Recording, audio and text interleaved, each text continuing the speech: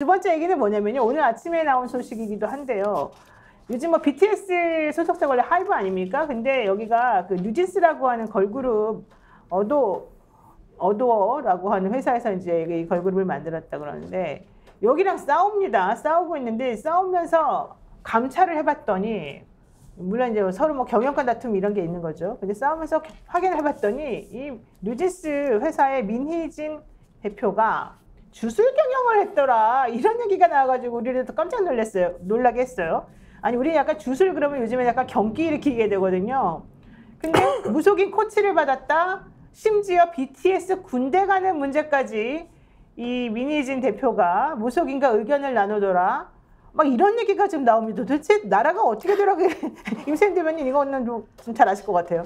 뭐 저도 이제 이걸 대충 기사만 봤는데 네. 이런 얘기가 보통은 그냥 이렇게 기사로 나오고 공방이 날 문제가 아니에요. 네. 사실은 그냥 뭐 주술 실제 받든 안 받든 개인 사업자들이 사시는 분들 많이 보거든요. 그렇죠. 근데 그게 뭐 이렇게 드러났다는 것 자체가 이게 그냥 웃고 지나갈 이야기지. 이렇게까지 나오는 건 누구 때문이냐? 우리가 좀 주술에 약간 트라우마가 있지 않습니까? 그렇죠. 어떤 분들 때문에 이게 뭐 용산 어디를 옮긴 게 또 어디 때문이다. 아니면 뭐 영국 여왕 조문 안 간 게 또 뭐 때문이다. 근데 이런 트라우마가 있었고 실제로 거기에 아무런 해답을 듣지 못했던 그런 우리 국민적인 이런 민감한 부분이 있어요. 그래서 사실 이게 이렇게 나올 문제도 아닙니다. 아닌데도 불구하고 이런 얘기가 우리들의 관심을 끄는 것은 이 얘기 나오니까 세상에 이제 뭐 대한민국 전체가 주술 천국이 됐구나 이런 생각 때문인 거죠, 전 대표.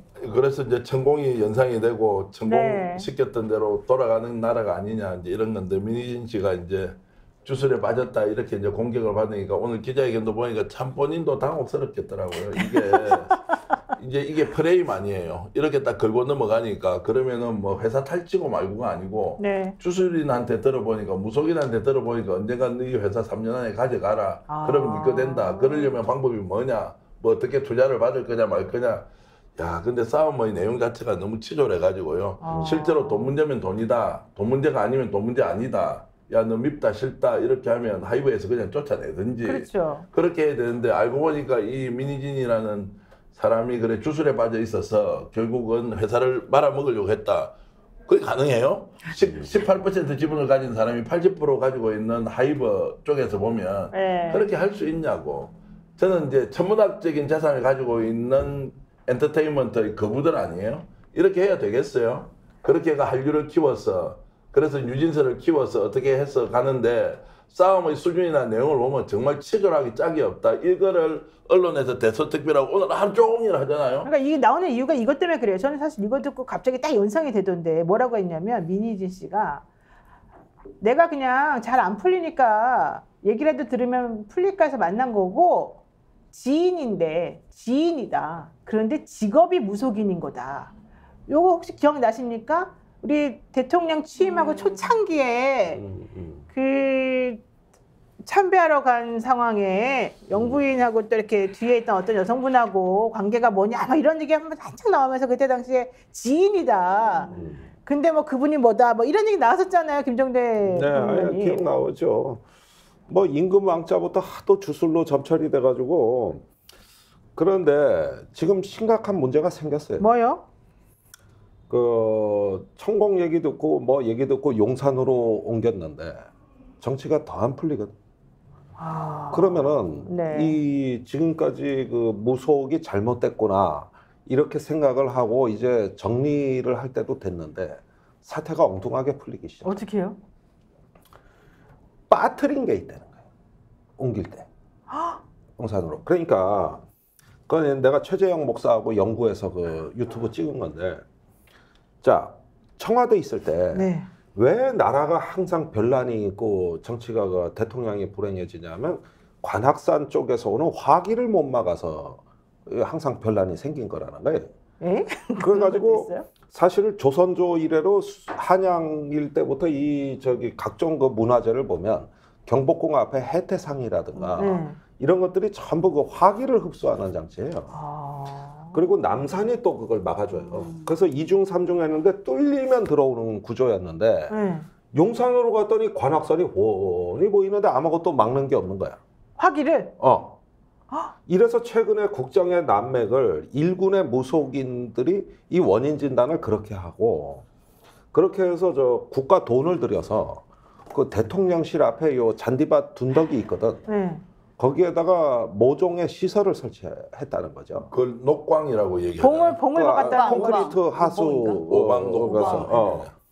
그래가지고 이거를 이 의혹을 그 저 국회의원 통하고 해가지고 국방부 대통령실에 무수히 질문을 넣고 국방부로부터 자료를 받았는데 그래요? 요 공사만 국방부 소관에서 빠져 있는 거예요.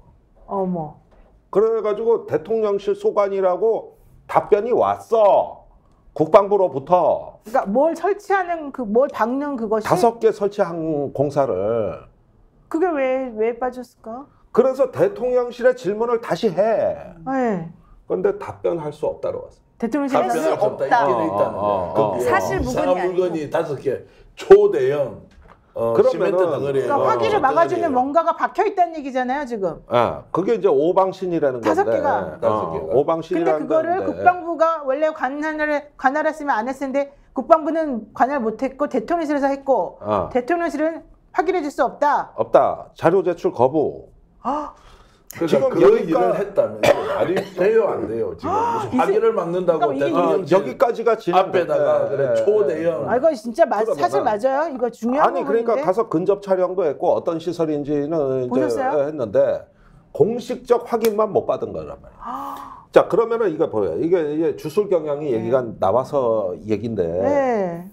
뭐냐 하면은 이 세계에서 빨리 탈출해 가지고 어떤 정상적 공적 시스템을 우리가 회복해야 되는 건데 문제는 뭐냐 하면은 사태가 너무 커지고 계속 국정이 난맥이 되고 하니까 또 다른 원인을 찾는 게 점점 더 강화가 돼가지고 이제는 별하별 그 사건까지 다 잡. 그러니까 지금 잘 안 풀리는 것도 결과적으로는 그러면 이제 이렇게 하면 안 된다. 이렇게 해서 끝내야 되는데 그게 아니라 안 풀리는 것도 야 우리가 요걸 빼트려서 그래. 이게 전형적으로 그 주술하시는 그게- 분들 얘기잖아요. 그래서 저 시설 공사는 네. 이태원 참사가 2022년 10월에 나고 2023년 초에 벌어진 일이에요.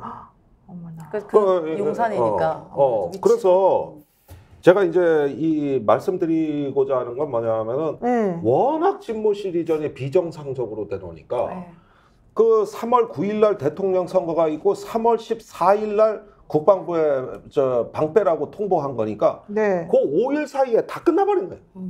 쥐두새도 모르게. 그 14일 날은 인수위 구성도 안 됐을 때입니다. 인수위원장, 인수위원 뭐 이런 거 다 실무진까지 구성 그 전에 끝내버린 거예요. 잠깐 근데 말이 안 되는 그게. 게 지금 일이 잘 안 풀려가지고 뭐 5방인가 5개를 박았다는 게 그러면 요번에 박았다는 거예요? 옛날에 박았다는 거예요? 23년 초에 대통령실 이전하고 작년 나서 초에 아니 네, 그러면 일이 잘 풀려야지 23년 초부터 지금 1년이 남았고 아니 그래가지고 박았는데 왜 안 풀리냐고. 왜 안 되냐고. 그걸 왜 나한테 물어? 그거 저 사람들한테 물어봐야지. 그러니까 아니, 일출봉님께서 지금 사기는 사기로 묻는다 이런 말씀 주셨고요. 대레사님께서는 정말 미치겠다 주술공화국 하지 않습니까? 제가 비유 한번 해볼게요. 일본 놈들이 우리 식민지 지배할 때요. 조선의 맥을 끊는다고 어떻게 했습니까? 쇠말뚝을요. 전국 팔도강산 조은산이라는 산에 다 박았어요. 네 맞아요. 그래서 조선이 그럼 패망을 했습니까? 일본이 지금 건재했습니까? 일본은 멸망했고 조선은 다시 살아났어요. 독립했고 이런 나라 만들었단 말이에요. 어떤 놈이 그렇게 얘기할 수는 있지. 그럼 아 그렇구나 뭐 의견이 그렇겠네. 그런데 대통령실 앞마당에다 아예 그걸 박아푼다고요? 이게 있을 수 있냐고. 아 들었으면 아 그럴 수 아니 그러니까 이 의혹 제기한 지가 언젠데 아니면 아니라고 말해야죠. 답변을 해야 될 거 아니야. 내가 얘기하는 건 의혹이고 우리가 위성 사진하고 기자들이 가서 근접 촬영을 했는데 그러면 보니까 아무래도 용도가 의심스러워서 질문을 했으면은 이건 이런 용도로 한 거 무속 아니냐 아니다 이렇게 답변이라도 해야 되는 거 아니냐고. 확인할 수 없다. 보통은 이게 아니면은 정확하게 아니라고 나와야 되는 게 대통령실의 의견이어야 돼요. 아, 바로 또 오해를 전에 주면 안 한 걸 보면 되거든요. 바로 고발이죠. 그렇죠. 바로 고발이거나. 받아야 되지. 근데 더 무서운 것은 그 오방이 저도 그 오방이 뭔지도 몰라요. 근데 저도 들은 얘기로는 그 안에 물건이 뭐가 들어갔는지 모른다는 거거든요. 저는 소금이에요. 네. 그래서 소금하고 또 뭐 다른 거. 무서운 이야기를 이것에 관련돼서 조사를 했던 그 모 목사님께서 이제 사적으로 이야기를 하신 것은 최재형 목사가 최재형 목사님이 하신 이야기는 예전에 그 건진 그 살아있는 소 가죽 벗기는 그런 퍼포먼스를 했던 굿판이 있었잖아요. 그 당시에도 이제 사실 그 벗기기 전에 무슨 마취 주사를 막 소에다가 이렇게 꼽아 놓고 의식 상태 잃었을 때 소가죽을 벗긴 다음에 이제 소가 마취 깨고 나서 이제 거의 난동이 일어나는 뭐 이런 일이 있었다고 그러더라고요. 이제 그런 소를 보통은 이렇게 그러니까 뭐를 바친다 그래요.